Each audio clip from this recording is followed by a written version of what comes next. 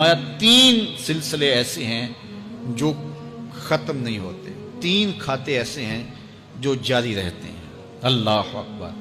سب سے پہلے صدقہ جاریہ، دوسری بات میرے حضور نے ارشاد فرمایا علم جس سے لوگ نفع پائیں۔ اللہ اکبر۔ علم کسی کو سکھا دیا، وہ تسلسل باقی رہے۔ ہمارے استاد قبروں میں چلے گئے، لیکن آج ہزاروں طلباء کو اور لاکھوں عوام کو ان کے دیے ہوئے جو سبق تھے جو انہوں نے ہمیں پڑھایا، آج ہم لوگوں کو بتا رہے ہیں، تو ان کی روح کو اس کی برکت پہنچ رہی ہے۔ پھر یہ ان کے استاد، پھر ان کے استاد۔ تو علم نافع یہ کبھی بھی کھاتے کلوز نہیں ہوتے۔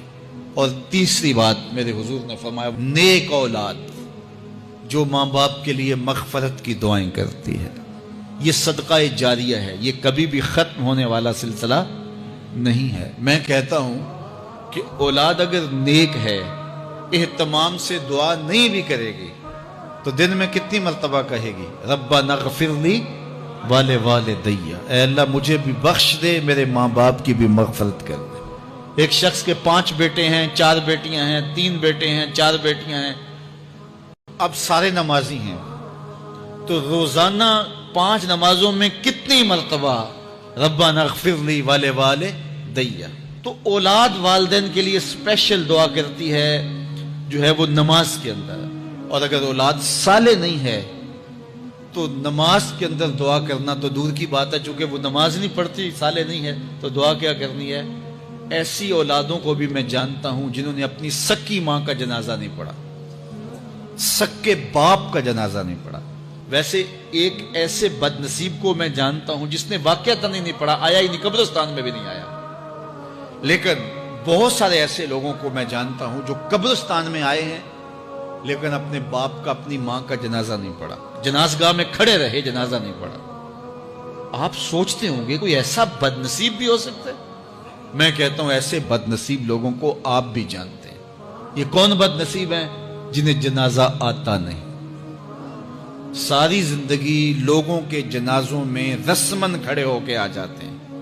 جنازہ آتا ہو تو کچھ پڑھے، جاتے ہیں ہر جنازے میں ہیں لیکن نماز جنازہ ہی نہیں آتی، تو کھڑے ہو کے لوگوں کو دیکھ کر کے سلام پھیر دیا، لوگوں کو دیکھ کر کے ہاتھ چھوڑ دیے، اور جو ہے وہ جنازہ پڑھنے گئے تھے۔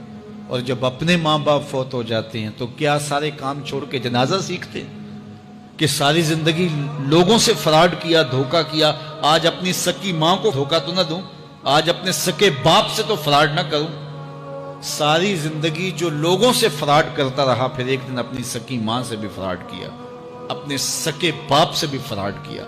اور مجھے بتاؤ شخص سے بڑا کوئی بدبخت ہو سکتا ہے کہ جو اپنی سکی ماں سے فراڈ کرے اور وہ بھی مرنے کے بعد؟